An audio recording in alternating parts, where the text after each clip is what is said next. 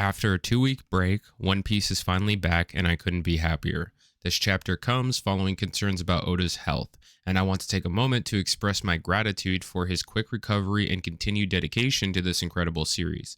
It's worth noting that we had another break before this, so the return of One Piece feels even more special. For many of us, this story is a constant source of joy and adventure, and I'm thankful to have it back in my life. Chapter 1132, titled Adventure in Elbaf, serves as a critical turning point in the narrative. As the Straw Hats finally arrive at the long-anticipated Land of the Giants, Elbaf is more than just another destination.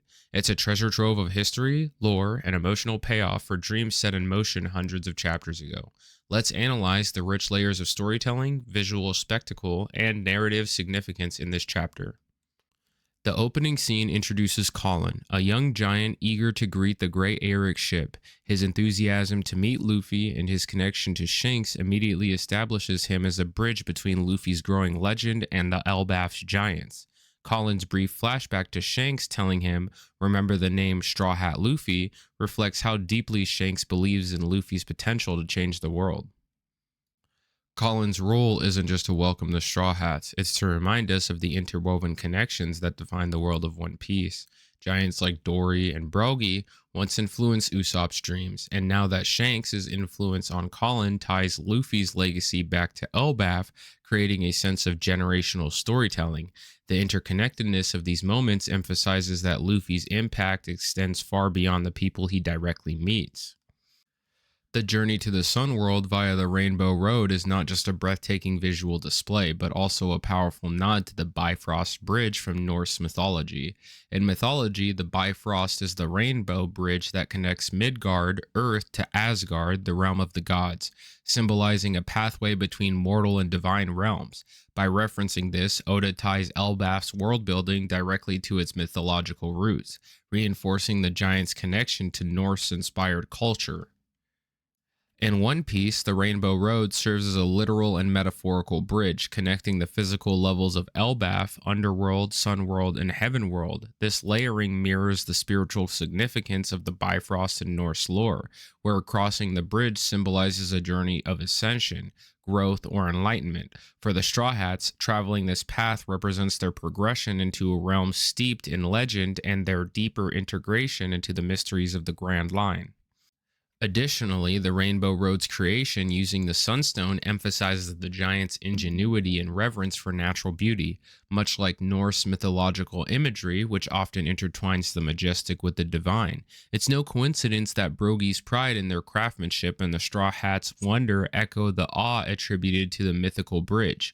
The road stands as a cultural and spiritual symbol of Elbaf's grandeur, reinforcing its position as one of the most significant lands in the One Piece world. This journey also grounds the chapter in wonder and exploration, as the Straw Hats' childlike reactions, Brogy's laughter, Jinbei's anticipation, and the crew's amazement align with the reader's own sense of awe. It's a reminder that in One Piece, every adventure is much about the experience as it is about the destination. Luffy's leap from the underworld of Elbaf marks a pivotal moment. While the specifics of his deal with Loki remain off-screen, the secrecy surrounding it introduces tension and intrigue. Loki's warning not to reveal their meeting or their promise immediately raises questions.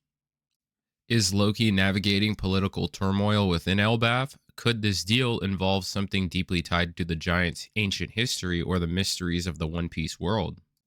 Luffy's interactions with Goldberg and Gerd serves as a comedic counterpoint to this tension.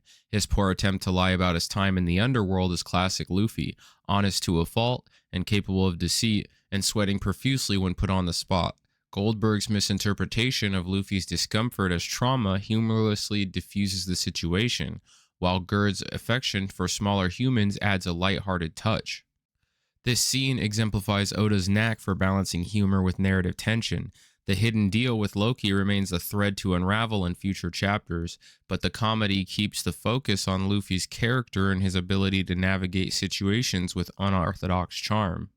One of the standout moments in this chapter is the treatment of Road, a character who, let's be honest, embodies a lot of what readers find annoying. Whether it's his relentless pursuit of Nami's group or his grating personality, Oda seems to capture the general sentiment about Road and how he's depicted here. The chapter presents Road as an obstacle for the Straw Hats, but in a way that almost mocks his ineffectiveness. When Nami's group sets a trap using a falling tree, Road is taken out without anyone even directly attacking him, a symbolic reminder that his role is more of a nuisance than a serious threat. This moment feels cathartic, as if Oda himself is poking fun at the character's unlikable nature by ensuring his downfall is both anticlimactic and comedic. Later, Gerd and Goldberg's reaction to Road adds another layer. Their mockery and subsequent beatdown of Road mimics the audience's feelings, frustration mixed with amusement. Goldberg and Gerd's attack echo Dory and Brogy's iconic Hakaku attack, but here it's reduced to a simpler, almost dismissive gesture, reinforcing the idea that Road isn't deserving of the grandeur typically associated with the giants. Despite his grating personality, Road's treatment in this chapter leaves room for reflection. Oda often takes unlikable characters and gives them the opportunity to evolve over time. Characters like Bon Clay and Bellamy began as antagonistic or annoying presences but grew into beloved figures in their own right. Could Road follow a similar path? His repeated failures and the Giants' ridicule might serve as a catalyst for change. If handled well, Road's arc could evolve from being a bothersome figure to someone more layered, perhaps even gaining the respect of readers and his fellow Giants. However, for now, Oda ensures Road stays firmly in the realm of a comedic antagonism, letting readers revel in his misfortune while leaving the door open for potential growth. Here, Sanji's behavior is far more subdued. While still true to his nature as a flirt, he doesn't lose control or put himself in harm's way. This suggests that Sanji's character has matured, balancing his chivalrous tendencies with a greater sense of composure. It's a small moment, but it also highlights how far he's come since the earlier arcs, while staying true to his humorous romantic side. The inclusion of Louis Arnault, the famed explorer whose journal makes up the Book of Bragmen, ties the chapter's events to the Grand Line's storied past. The first mention in Little Garden, chapter 115, Bragmen is often dismissed as a work of fiction due to its fantastical accounts of the Grand Line, yet many of its details, including the existence of giants, have proven true. The book's historical significance deepens when considering its connection to O'Hara's Tree of Knowledge, where it was preserved by the island scholars during the Buster Call. This adds another layer to One Piece's recurring theme of preserving history and truth against overwhelming forces of destruction. By referencing Arnaud's ominous words, "Do not prolong your stay in this land for too long," the chapter injects a sense of foreboding, hinting at the dangers that may lie beneath Elbaph's grandiose exterior.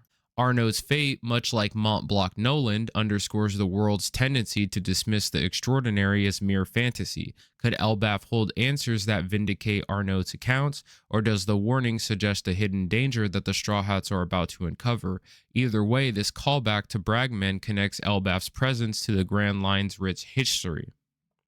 One of the chapter's most enigmatic moments comes from the closing panels, where a shadowy figure is seen wandering through Elbaf's forest. A grizzly bear looms in the background, emphasizing the wilderness and the danger of this environment. While the identity of this figure remains hidden, their appearance, a long-haired individual wearing a Wano-style hat, sparks immediate intrigue. For attentive readers, this silhouette strongly resembles the man seen drinking with Crocus on the cover of chapter 631.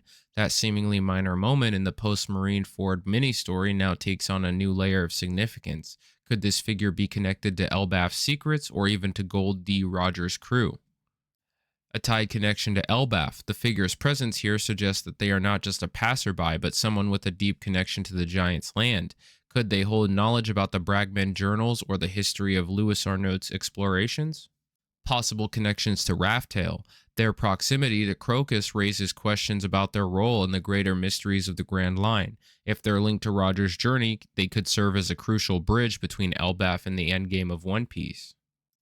The bear is a symbol. The grizzly bear watching them adds an element of wildness and tension to the scene. It might imply the figure's strength, resilience, or connection to nature, a trait often associated with those who thrive in Elbaf's harsh environment. Chapter 1132 is a masterclass in storytelling, blending visual wonder, emotional payoff, and narrative intrigue.